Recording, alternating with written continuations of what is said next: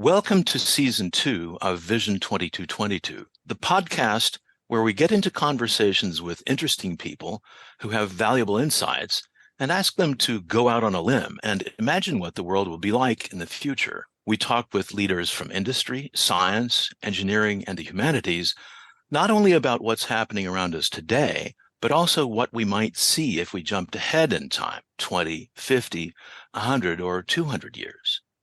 In the season's finale, we will combine all the learnings and discoveries into a vivid painting of the world circa 2222. Vision 2222 is the brainchild of co-hosts Mikhail Gladkik, Amanda Chady, and John Marsh. Hi, I am Mikhail. I'm a technologist and a science fiction author. My professional career provides me with a unique perspective on the technologies of the future. I am working at the forefront of the fourth industrial revolution, advancing 3D printing, artificial intelligence, digital supply chain, and energy transition. And I'm Amanda Chady, an entrepreneurial scientist mentoring startups in healthcare innovation and life sciences. And I advocate for ventures that are making positive changes towards a better future. And I'm John Marsh. I've been working since 2008 as an administrator at a major research university in Houston, Texas, where I get a ringside seat to watch and support an amazing world of scientific and engineering innovation. Our guest this episode is Abhijeet Inamdar, who's co-founder of SiriNor, a Norwegian-Indian startup creating the future of sustainable aviation. Abhijeet has previously spent many years with Equinor as a reservoir and an investment manager.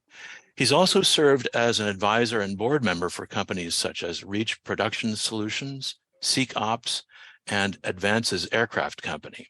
In 2019, Abhijeet was featured by the Heart Energy Journal as a 40 under 40 investor in North America, and in 2022 as one of the most admired global Indians by the Passion Vista Journal. Welcome, Abhijeet, and say a few words about yourself and what you're up to. Thank you, John.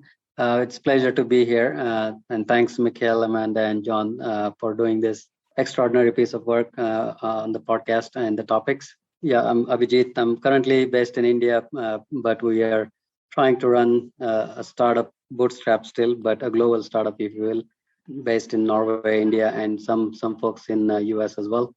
We are looking at sustainable aviation solution for jet aircrafts, which will be not only be subsonic speeds, but also supersonic speeds. And it's pure electric solution. So we're trying to get rid of CO2 as well as non-CO2 emissions. So that's our mission and vision. Well, in your website, there's a statement, we will make aviation green. And you mentioned sustainable and emissions-free jet aircraft engines. Can you elaborate on that and explain why it's important and what is unique and differentiating about the SiriNor approach and about the electric jet engine that you're developing? Sure. I mean, I'll start with why it's important. I mean, we're looking at greenhouse gas emissions, climate change, global warming issues everywhere, right? And aviation is one of the biggest culprits. It's emitting almost 1 billion tons of CO2 annually, which is almost like the whole emissions coming out of the country, Germany, or even more. And CO2 is only 1/3 of the problem. The other 2/3 issues are non-CO2 emissions, which most of the people don't talk about, but they are the NOx, nitrous oxide, SOx, soot, and all that. And the non-CO2 emissions are actually bigger problem, and they have 2 to 4 times higher impact on greenhouse gas emissions or climate change, if you will. And what we are trying to do at SiriNor by going electric jet engine is eliminating all those emissions, which is very critical. Only decarbonizing will not help long-term greenhouse gas issues. So we really have to look at a solid, pure zero emission solution rather than net zero or just decarbonizing it. And that's what we're trying to do at SiriNor. We have developed an innovative engine technology that will use any electric power source, be it batteries or fuel cell systems, or in future, who knows, nuclear related. But we are trying to focus on making the engine that's agnostic of power source, but it will be pure electric engine for mid or long range flights, as well as some other applications we can talk about.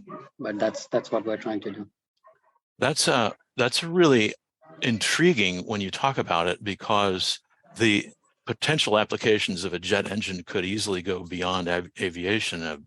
Turbines are used extensively in a lot of other applications. So I'm interested to know, can you say anything more about the engine itself and how you make a jet engine from electricity? That is, and how do you design a jet engine that runs on electricity? Sure. Without going into the IP, I guess. Right. Yeah. The main thing or the existing engine technology for jet aircrafts is the combustion. Whenever there is combustion, there is the NOx, the non-CO2 emissions are there, and that's one of the reasons most people do not talk about non-CO2 emissions, because combustion technology, wherever there is combustion, we will not be able to get rid of it. So what we're trying to do, the way we have designed the engine, in simple words, the combustion chamber, for example, in the regular jet engine is used to build pressure difference to get the thrust, so you can propel forward and faster. So right. We are replacing that. Instead of using the combustion chamber, we are using electric motors, the turbines, as well as compressor, and integrate in a way that it gives the same amount of thrust and same amount of pressure differential or higher to get that thrust that's required to propel faster. That's in a nutshell, I guess, without going into a lot of details. But yes, we will have the electric motors, we'll have the turbines, we'll have the compressors all inside, and it is full engine solution, not just parts of it that we're working. Right. That kind of takes us to, you mentioned that it's sort of agnostic about the source of the electricity, but it is intriguing that your current technology depends on hydrogen, or it uses hydrogen, which is a huge topic these days, how to source hydrogen in a way that is actually greenhouse friendly, that's truly green, as opposed to the largest industrial sources of hydrogen, which are heavily dependent on fossil fuels. On the other hand, we do have electric passenger planes already being piloted, being experimented with, that use sort of normal propellers, and but they're already in use. So tell us about how hydrogen plays into your solution and how you see the future of hydrogen going, so that it will create a pathway toward truly sustainable electric transportation. Sure. Yeah, I mean, the current electric solution for aviation is mainly battery operated, and it's for the short distance and smaller payloads. So battery operated planes are there flying, but again, for longer term solutions and long haul flights and all, battery will not be a viable solution because of its density and all. So eventually, I'll just throw it out there. If you have to go more than, for example, 1,500 kilometers or 1,000 kilometers even, you have to look for other solution rather than battery. And that's where hydrogen comes in to be a sustainable solution, which will be potentially pure zero emission solution rather than the SAF or biofuels that people are talking about. That is also goes into the combustion bracket where it goes to net zero discussion rather than pure zero emissions. So hydrogen, when you combine with fuel cell technology, it is pure electric solution, and that also gives you the range that you can go. Obviously the challenges are there in terms of the weight of hydrogen storage tanks, the fuel cell storage on board, and other parts. So there are pros and cons, but if we can fly the whole system, which a couple of companies recently have demonstrated they can. One out of UK and one out of US. They have successfully flown the whole powertrain, which includes the hydrogen storage on board, the fuel cell, and the turboprops. So 19-seater, 40-seater. So it's been successfully flown. At least de-risk has happened in that terms. But that is also short distance flights. So what we are looking at is longer distance and even longer than that, and for jet aircraft. So hydrogen would be the solution. In terms of sourcing green hydrogen, there are many efforts going on all over the world. countries like India obviously are becoming one of the dominant players, especially because there is renewable energy, the water source is abundant. Chile, parts of Australia and all others, few other countries are definitely going to be big players in green hydrogen. And if you look at the projections for green hydrogen in terms of cost within this decade, almost all projections are showing it will be more economical than the jet fuel, than the kerosene and all. So even in terms of economics, this makes a viable solution. And with our calculations, we've seen hydrogen less than $3 per kg is also economical compared to jet fuel in some instances. So it becomes no-brainer eventually to use hydrogen. But yes, at this point, currently, producing hydrogen is expensive. Then obviously, if you're looking at just blue and gray, it's not the right hydrogen solution. But green hydrogen, with the advancement of technologies in electrolyzers and all that, it will become affordable, and that's going to be the right solution long term for aviation, in my opinion. So I have just a follow-up. It seems that it will eventually be economical, but what about the safety? Can you talk a little bit about that? Yeah, absolutely. So safety, every time we talk about hydrogen, I think biggest thing in a lot of people's mind is safety. If it blows, then whole thing goes off, right? So the biggest incident people relate to the Hindenburg, which has happened many, many decades ago, and that's something is still fresh in people's mind. But many companies have worked on using hydrogen safely. The industries such as refineries and fertilizers, and obviously they use it all the time. Refinery, for example, hydrogen on site and all, it's used safely and all the time. And also the couple of examples I gave you about the flight tests that are done in US and UK, they have successfully flown hydrogen on board now. Multiple flight tests have been done, so it is safe. Obviously, you have to continue doing that and then continue increasing the range of flying with hydrogen tanks on board. Will it be gaseous hydrogen? Will it be liquid hydrogen? So all those discussions will happen. There are many talented people working on many companies with great technologies working on the storage part of hydrogen as well as the fuel cell and all.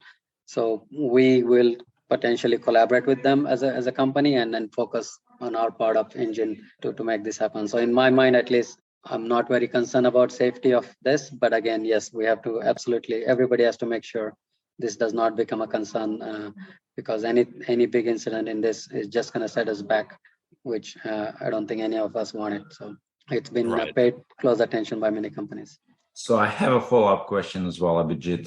We're talking about hydrogen as the aviation fuel. What are the technological challenges here? So we know, for example, on hydrogen embrittlement of metals. What are the other things that you can talk about, obviously, without touching on your specific IP? Yeah, no, I mean, I think the high-level challenges that people always talk about is the weight, the storage, basically volumes and weights. How can you really fit that in an aircraft, and where will you fit it? Those are the biggest things, because retrofitting has been done while testing, but long term, is that the feasible solution? And obviously the safety that we just discussed. But eventually, I'm not sure how many years or it will be a decade or two before we start building new aircrafts, which will be designed or catered, customized for using hydrogen and fuel cell technology or the powertrain itself. But until then, most of the solutions will be retrofitting. Interestingly, I think just last month or during the Paris show, Mitsubishi and one of the other companies came up with their press release that shows that they have done the feasibility study showing the retrofitting using the hydrogen tanks as well as the fuel cell and all that is possible, and that obviously is encouraging for all of us who are working on these solutions. So the other challenges with hydrogen, will it be liquid or gaseous? Those obviously have their own interesting challenges, but long term, I think liquid would be the solution. The storage of liquid hydrogen is definitely something people have to work on, and there are companies working on it. That will all be resolved by the time this everything becomes commercial. Again, we're not looking at a short-term solution here. All these things are happening in parallel, and before the end of this decade, I think hydrogen fuel cell powered jet aircrafts will be commercial in my mind. Obviously, there are certifications, regulation challenges that will also have to be solved. So you mentioned supersonic as well, which is exciting. Now, sitting on a plane for 12 hours is not fun. I want to do better here. Lots of wear and tear on the human beings. Absolutely. Supersonic is where I got excited about SiriNor. I mean, I love to travel across the world, and if we're going to come up with a solution that cuts half of our time traveling from one city to other, I think that's something I would love to have. And supersonic is not rocket science. It was done before commercially. Concorde flew it for 30 years. So it's just going to be coming back. Startups from US are working on it. Definitely, they will probably be the first one to bring it back to the market commercially before end of this decade. What we are trying to add on top of that is a zero emission supersonic solution. One of the big thing with supersonic as well as private jets is the carbon dioxide that's emitted. It's 5 to 10 times more intense, or more emissions are there when you go supersonic or private jets compared to your regular flights. So really, if you in future, when there are carbon taxes announced, or when companies are really under pressure, flying supersonic and flying private jets will also come under pressure if they continue to use jet fuel. So we really think having a zero emission solution that we're building, especially the engine that will solve those problems. And you already see in Europe, there are a lot of things against the private jets, and potentially supersonic is banning private jet is not the solution. It's having zero emission private jet is probably the right solution, at least in my mind. No, thank you, Abhijeet. And continuing on the supersonic topic, what is the current solutions or set of solutions for the shockwave? Because that's been a big problem with the supersonic approach. Yeah, so supersonic aviation, I mean, it's been used on regular basis in defense, so there is no issues there. Commercial supersonic, the biggest challenge was or couple of challenges. One was the sound. When you break the speed of sound, I guess the loud noise that it's created, the sonic boom, that was too much for a lot of common people, I guess, because whenever there is a supersonic flight going up, you could hear not only the noise is annoying, but also some in the past there were shattered windows and all that, which in US especially. So that was one of the reasons people were not happy with supersonic flights. And if you look at even Concorde, the Concorde was not given permission to fly over land. It was flying only on the overseas. So that problem has to be solved for supersonic journey or commercial supersonic journey to be more common. There are companies, including NASA, obviously, is working on lowering the sonic boom. Some startups are working on the framework for aircrafts that will also have low sonic boom. And obviously, with our engine, if it's electric and all, some noise is reduced. But the main problem is the sonic boom. So fortunately, NASA and others are working on it, and eventually we will have supersonic flights going from New York to LA, for example, and anywhere on land. But the first commercial supersonic that's coming back with the startups from US, their current projected route is also over water, basically New York to London and all that. But eventually we will need supersonic flights going over land for everybody to take advantage of it. And the world is moving fast. All the Gen Z and young people, they all want to do everything fast. Well, I like doing things fast too. So most of the travel in future, if it's faster and better, why not? So supersonic, even forget supersonic, only hypersonic. I mean, there are companies working on value proposition, Beijing to New York in 1 hour. So that's also potentially coming, and companies out of Switzerland, companies of China, US, they are proposing hypersonic flights, which will be 1 hour anywhere in the world. So exciting stuff's happening when it comes to going faster. That would be Oh, yeah. awesome. Switching the topic a little bit here, Abhijeet, you've been a member of the board for several companies. What is unique about that experience? What did you learn? And what are the differences between investing, being a board member, and actually running a business? Yeah, I think quite a big difference, if I may say so. Being an advisor, yeah, you can give a talk, give a lecture, if you will. You can advise. Advice is easy, right? But when it comes to doing it on your own, that's really a roller coaster ride. I think as a entrepreneur, as a founder of the company. But all the experience as a board member, experience just as an advisor, and obviously now an entrepreneur on this side of the table, has its pros and cons. It's like all of them are exciting. At least they were all exciting for me. Current role obviously is going to be a little bit challenging and long term. But as an advisor, as a board member, what I've learned from other startups and founders is the grit that they had, the passion to bring their ideas to the world, the passion to make a difference in this world. I've learned so much from so many startups and founders. Now I'm trying to use that in my own life and then apply that and show that yes, this whatever we're trying to do is doable, and it can be done, and we're going to continue until we reach our final goal.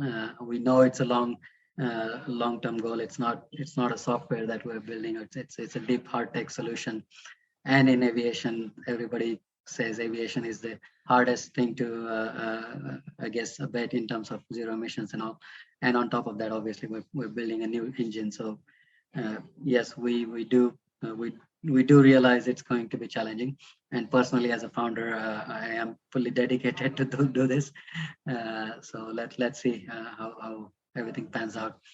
But I'm definitely glad I did the previous roles before jumping into entrepreneurship. So I've seen the ups and downs. I've seen the deep valleys and how things can go bad, and then obviously when things start working out, the hockey stick of things that go in terms of revenues, in terms of just getting technology to work and all.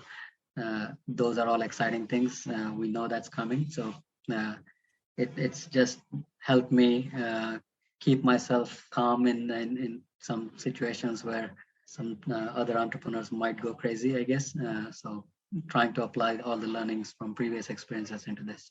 No, thank you, Abhijeet. And I think this is very important to understand. You learn from different perspectives and then you apply it in I guess, the role that you are as a co-founder. Now you need to assimilate everything, and it's not just about commercial perspective and not just about technical perspective. It's everything together, and that's what makes it very difficult and very exciting. Yeah, absolutely. I mean, as you know, Mikhail, you and I did the Shark Tank events and all together.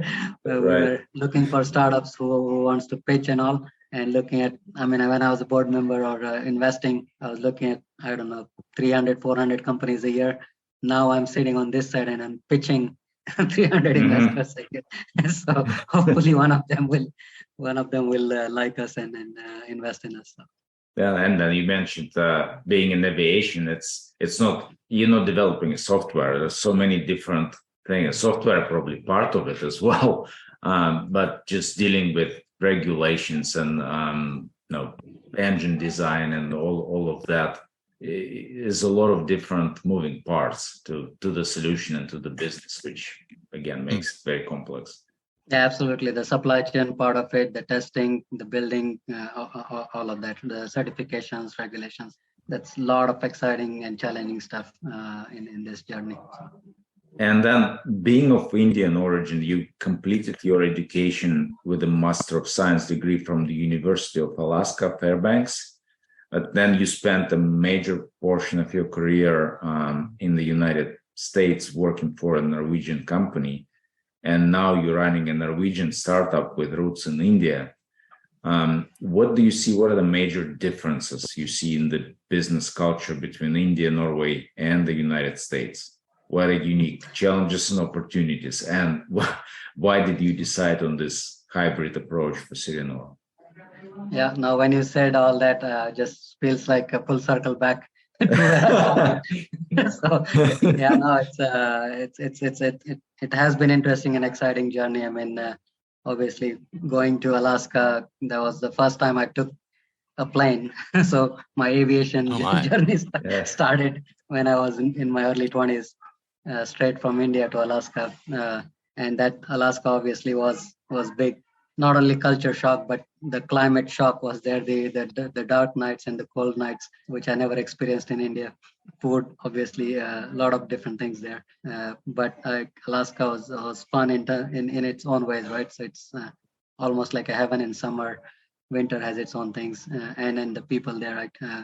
Connecting with them in different ways and different levels. Definitely learned a lot. Made very good friends for life in Alaska. And then in lower 48, as they call from Alaska, I guess I was in Texas mainly in energy business, which has its own charm still, and oil and gas to me obviously is close. I spent most of my career there, and I do believe the energy companies who have been doing, a lot of people call them dirty side, but the energy companies will be the one changing, going towards the greener side, and they have the grit as well as the money, the financials and talent and all, who will change the world in a way towards greener transition also, in my opinion. But the cultural differences after a few years obviously were not as many for me. I think I was very open-minded in that sense, so that kind of helped. And then, as you know, I was married to a Thai lady, so that's another cultural thing on top of that. So journey and working for Norwegians, what I learned was they were very straightforward from day one, and then no small talks like we do in US, for example. And they normally just stick to the business and get things done, which was very interesting. When I joined, I had to give in few things, I guess, and learn the way to work with them.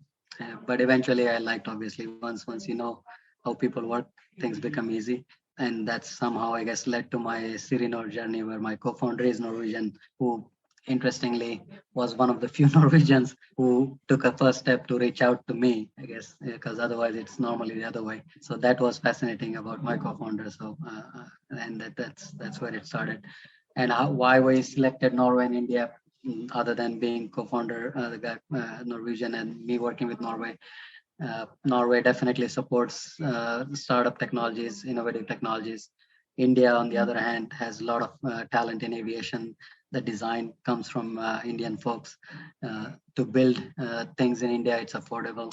There are a lot of companies moving towards India.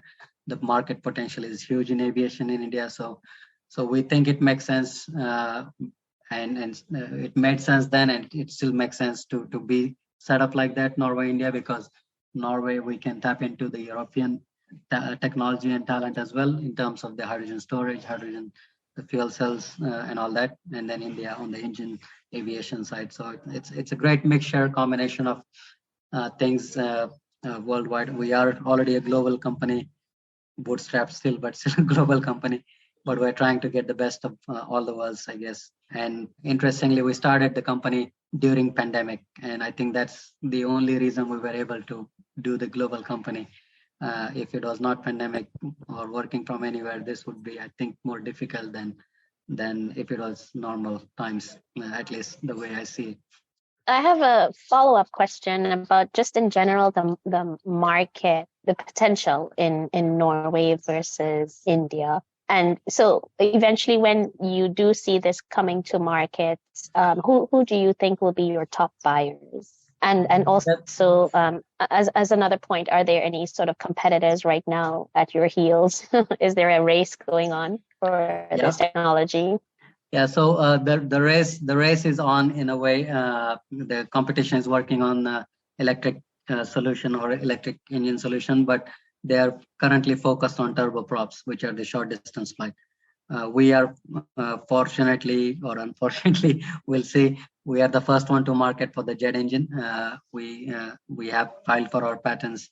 We have done the research intensively for the last couple of years. Nobody's looking at the solution yet, but we know eventually everybody has to look at the jet engine solution also that will be electric.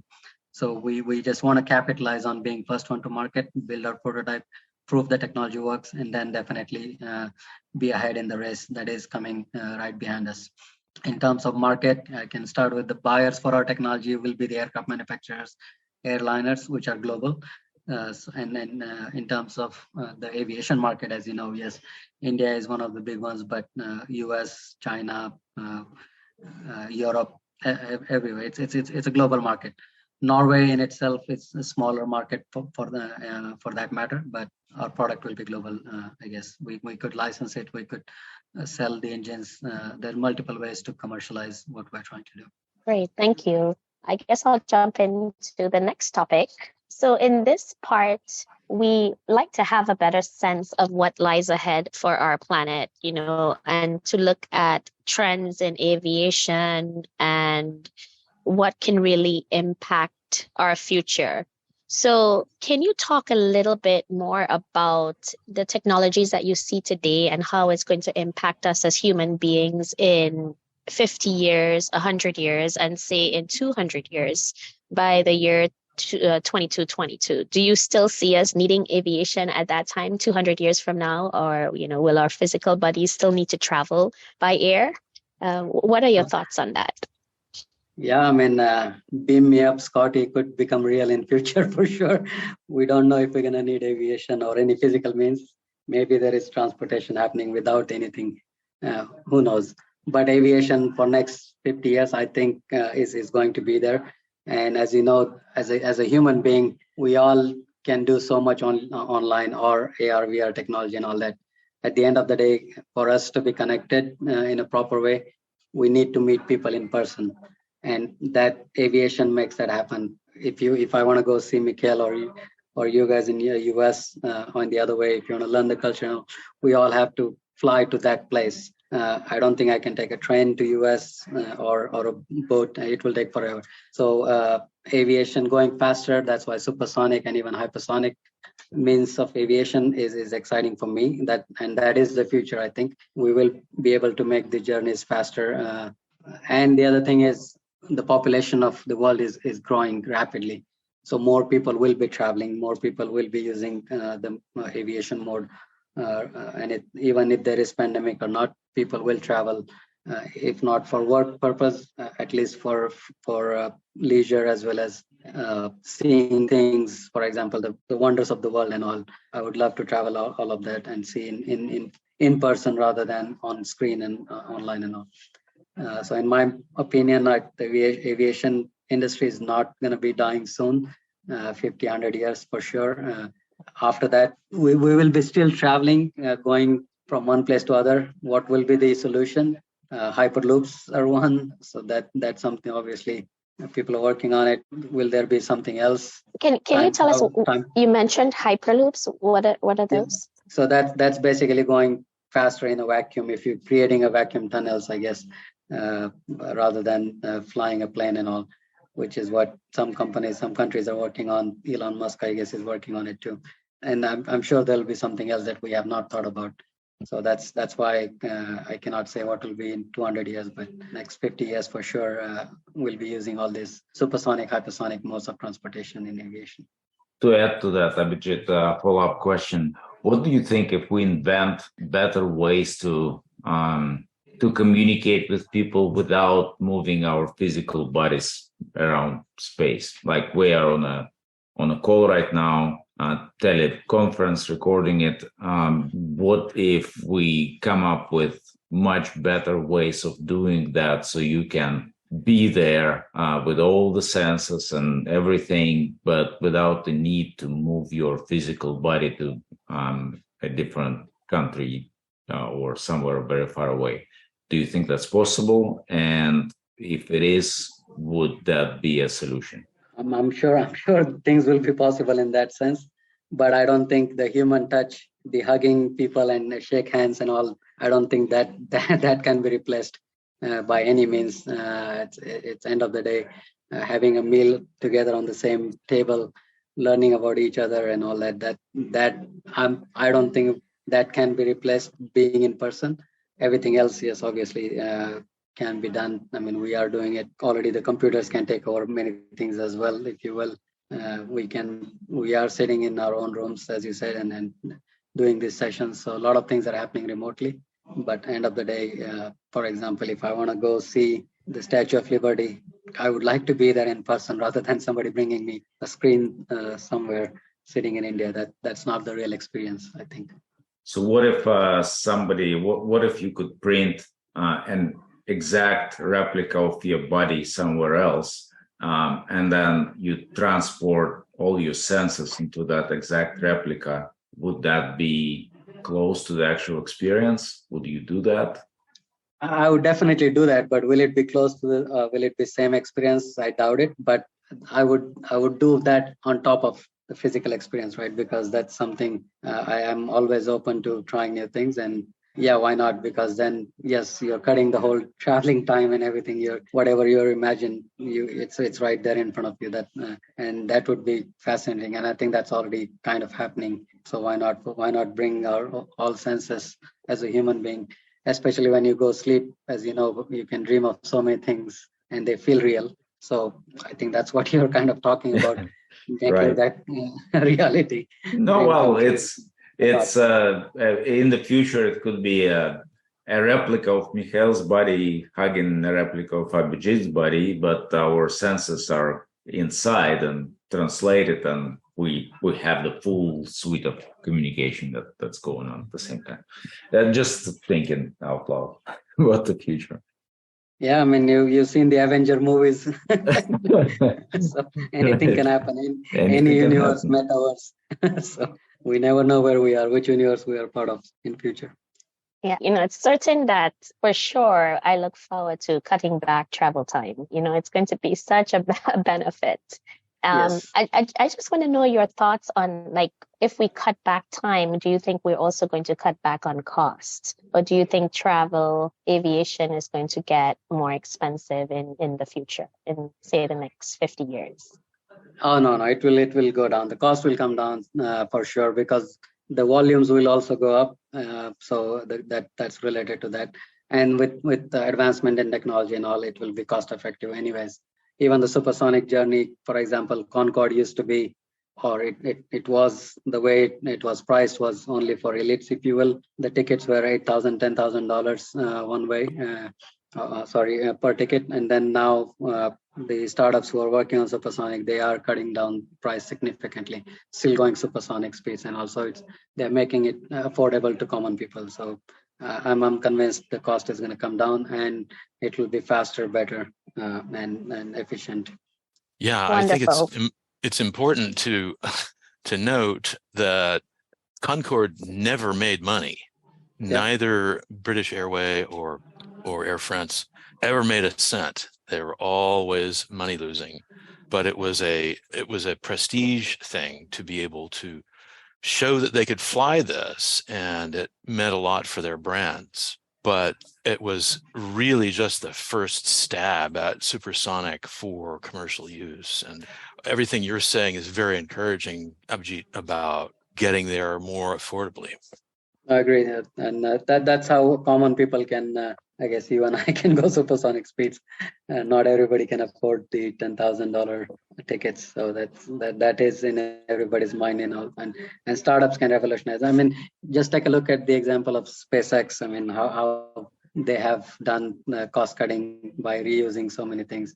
And if you look at one interesting example I can give now that I'm sitting in India, the Mars mission that NASA went on, I think it was almost $700 million. India did it for only $75 million or something. It's 1/10 of the cost, and successfully.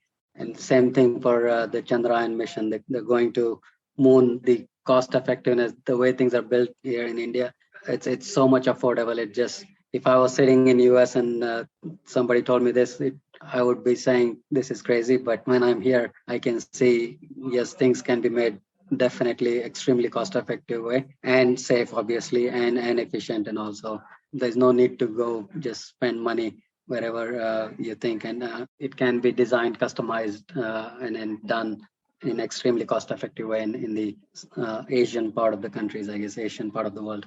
Hopefully that explains a little bit. Yes, thank you. So I appreciate, you telling us your vision, for the future and how things will change in the industry. So thank you so much for taking us on that imaginary trip.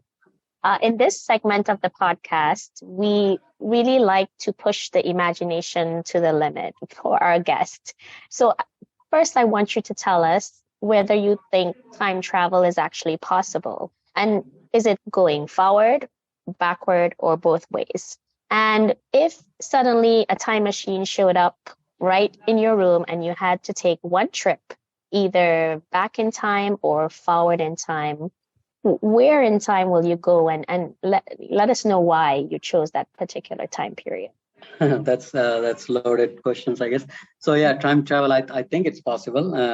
That's what I would like to think, because nothing is impossible until you do it, right? So in terms of your last question, in a way, if time machine does show up, where would I like to go? I think I would like to go in future. The past is already done. That's history.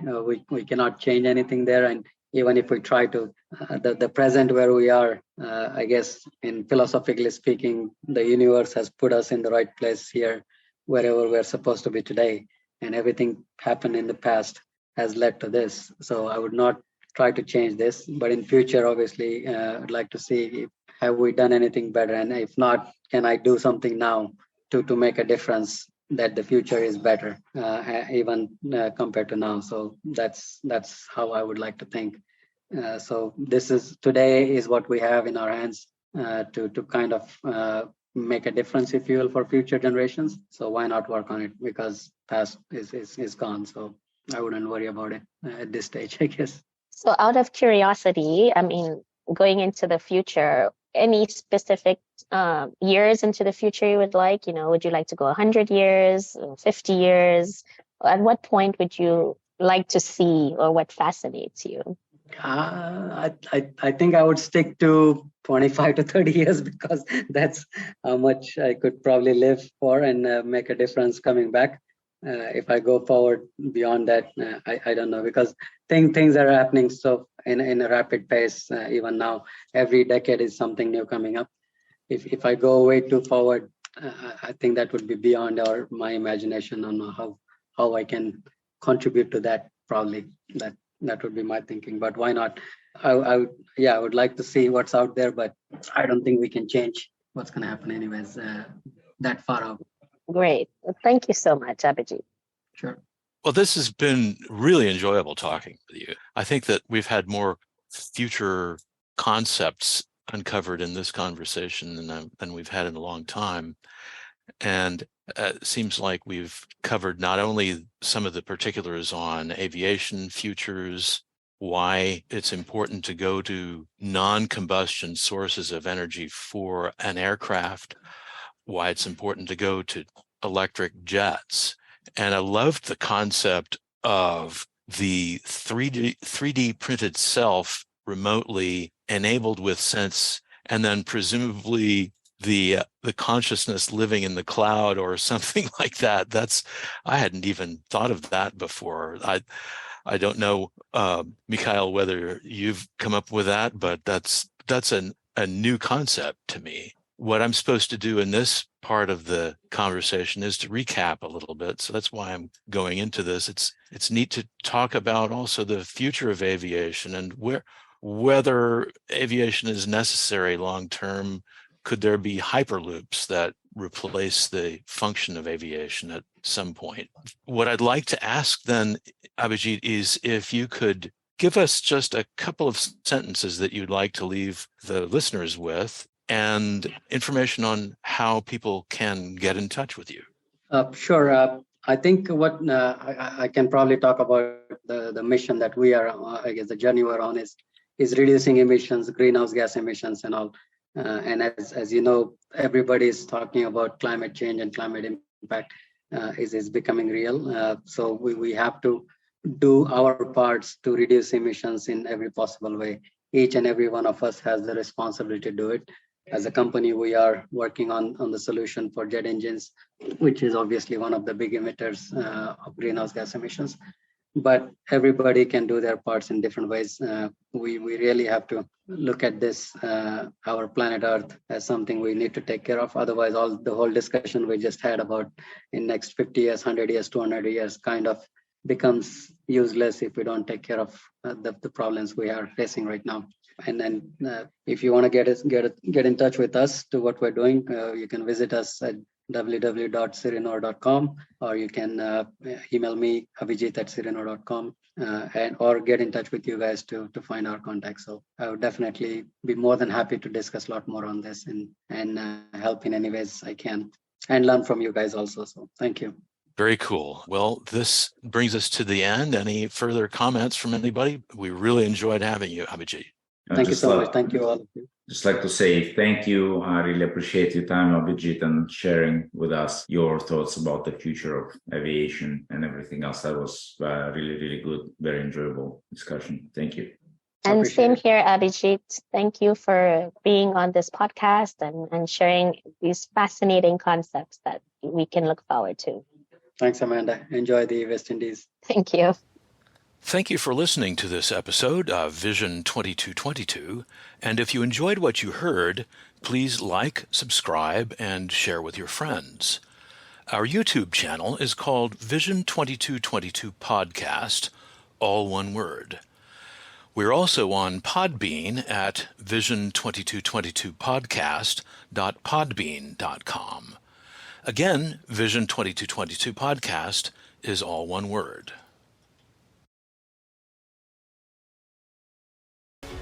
Thank you for listening to this episode of Vision 2222. And if you enjoyed what you heard, please subscribe, like, and share with your friends. Please also comment, and we'll do our best to respond.